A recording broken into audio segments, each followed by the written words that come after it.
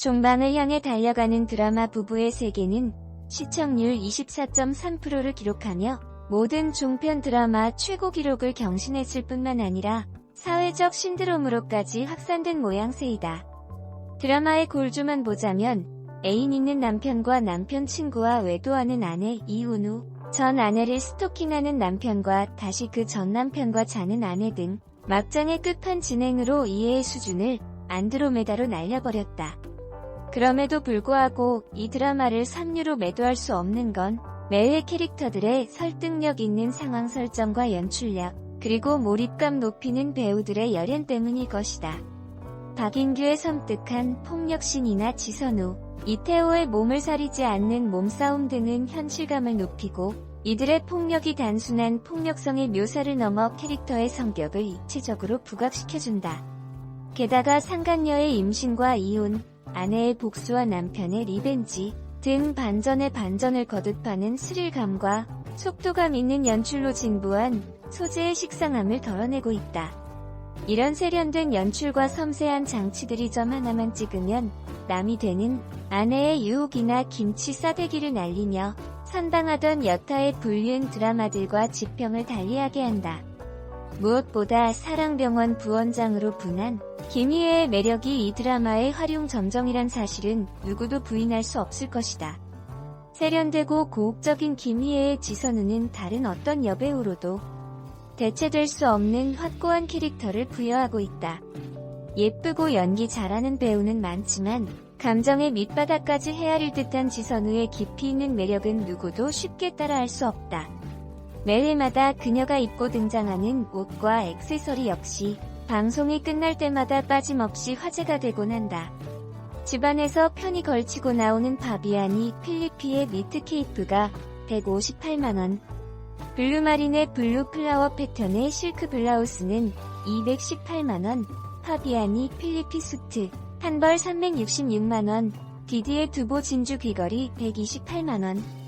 이외에도 티파니 빅토리아 키 펜던트 이어링 세트, 스와로브스키 보테니컬 이어링 위거, 까르띠에 시계의 알라이아, 델보 브리앙 미니 발렉스트라 핸드백과 스튜어트 와이츠먼 부츠, 레드고트 머플러, 로저 비비의 펌프스, 막스마라 원피스, 샤넬 콤비 질 스튜어트 니트 가디건, 랑방 밴딩 스커트, 프랭땅 지고트, 아이자빠바 등등 매회 국내의 여성들의 워너비 명품 패션 브랜드가 총출동한다. 이 정도 화제성이면 모르긴 해도 서로 협찬하겠다고 브랜드들이 줄을 섰을 것이다. 김희애가 한번 걸쳐주기만 해도 부지불식간 판매율이 천정부지로 치솟는 건 불문가지일 테니까. 현실로 돌아와 지선우가 한번 걸치고 나오는 옷과 액세서리 가격이 수천만원에 달하는 명품들인 걸 감안하면 사랑병원 부원장 월급만으로는 이 패션 라이프가 감당하기 어려울 것이다. 따로 개인 알바를 뛰던가 모르는 임대 건물이라도 있던가 아니면 그야말로 여회장 세컨드라도 하지 않는 한 이 정도 패션 라이프는 유지하기 힘들다. 이 비싼 옷들에 치이지 않고 지선우만의 독보적인 우아함을 매력적으로 살리며 소화해내는 것도 김희애이기에 가능한 것이란 생각이 든다. 마르고 여리여리한 몸매의 가디건이나 원피스, 롱코트처럼 드레이프진 옷들이 지선우의 지적인 매력을 더욱 부각시켜준다. 자칫 옷에 사람이 치여 졸부처럼 보이거나 옷만 동동 뜨는 느낌이 드는 경우가 있는데 김희애에겐 해당되지 않는 얘기다. 김희애는 옷에 또 다른 생명력을 부여하는 천상 패션 리더이다. 지선우의 통쾌한 복수를 기대했던 차에 12회에서 보여준 이태호와의 뜬금없는 배드신이 뒷골 당기게 만들면서 이후 전개를 가늠키 어렵게 만들고 있다. 어떻게 저럴 수 있지 싶으면서도 애증으로 얽힌 두 사람의 관계를 유추해보면 순간적으로 그럴 수도 있겠다는 생각이 들기도 한다. 비록 개인적으로 용납은 안 되지만 결국 가장 불쌍한 건 모두가 공감하듯 두 사람의 아들인 준영인데 이 아이가 올바른 정신상태를 유지하고 성장할 수 있을지 참 우려된다. 여다경의 계획대로 차라리 유학을 떠나는 편이 가장 속 시원할 듯한데 과연 준영이는 어떤 선택을 하게 될지 불안한 마음으로 지켜보게 된다. 이태호는 바람피는 남자들의 이기적이고 천박한 속내를 리얼하게 연기하며 미운털이 제대로 박혔다.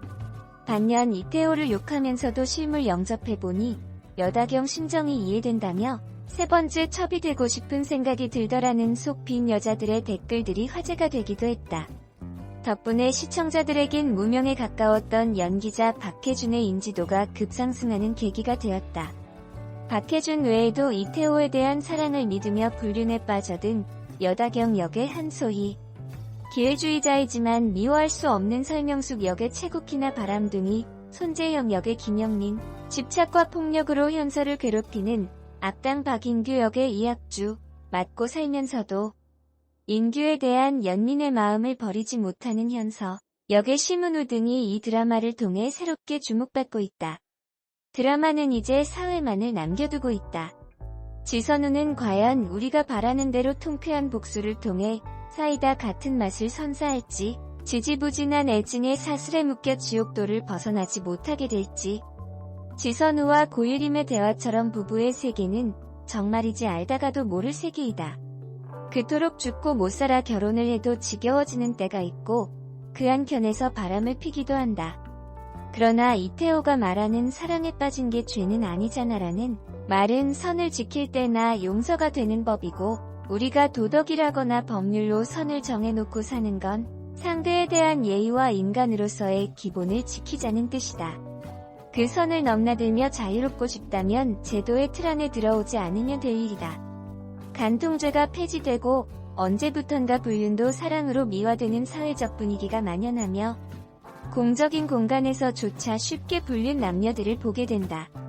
연예란에 뉴스가 올라오기 무섭게 가루가 되도록 까이는 홍상수, 김민희 커플을 비롯해 정준일과 불륜 과거가 폭로된 정은채, 여전히 대중의 질타를 벗어나지 못하는 설경구, 송윤아 부부 등 이들은 모두 자기의 행복을 위해 선을 넘어 타인의 행복을 파괴한 대가를 받는 것뿐이라 생각한다.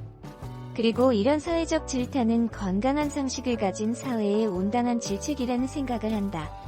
김희애는 이 드라마로 제2의 전성기를 누리고 있지만 최근 남편 이찬진 씨의 수십억 대 횡령 혐의 피소 소식이 들려와 안타까운 마음이 들게 한다. 이런 소식에 이어 뒤따르는 연예계의 고질적인 비보가 김희애에겐 부디 따라붙지 않기를 바랄 뿐이다. 드라마 속의 지선우도 이태호의 그림자를 벗어나 멋진 모습으로 자립하고, 현실 속의 김희애 역시 드라마 못지않게 당당하고 멋진 삶을 살아가길 바란다. 이 드라마의 주된 내용은 주인공인 지선우와 이태호의 결혼 생활을 중심으로 불륜의 소재를 이용해 각 등장인물 간의 복잡한 지상태 및 행동 변화를 다룬 작품으로, 드라마가 시작하자마자 불륜의 직접적인 내용과 단서가 등장하며 시청자들에게 신선한 충격을 선사하고 있다. 아울러 이 작품은 2017년 9월에 영국에서 방영한 닥터 포스트를 원작으로 국내에서 리메이크하여 연출과 극본을 우리나라 정서에 맞게 수정해 박진감 넘치는 내용과 세밀한 감정 표현으로 재탄생되었다. 회차를 거듭할수록 화제가 되고 있는 이 드라마의 특징을 몇 가지로 요약하면 다음과 같다. 첫째, 현실 세계에서 충분히 일어날 수 있는 상황을 박진감 넘치는 연출과 짜임새 있는 극본 등 국내 정서에 맞는 수정으로 시청자들이 몰입할 수 있는 환경을 조성하며 다른 드라마와 차별화에 성공하였다.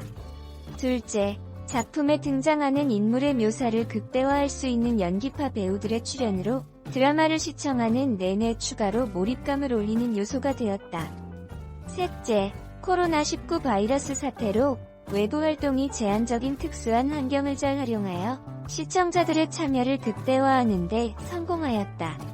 드라마 내 핵심 소재인 불륜을 바탕으로 치열하게 변화되는 인간관계의 구조와 개인의 심리 상태 등을 작품에 등장하는 각각의 인물을 중심으로 그들의 대화 및 행동, 영상의 장치적 요소 등을 언급하여 표현하고자 하며 작품 내 등장하는 모든 요소를 개인의 심리 상태 변화와 정신적인 증세와 접목하여 현재의 생활 속에 많은 도움이 되었으면 한다.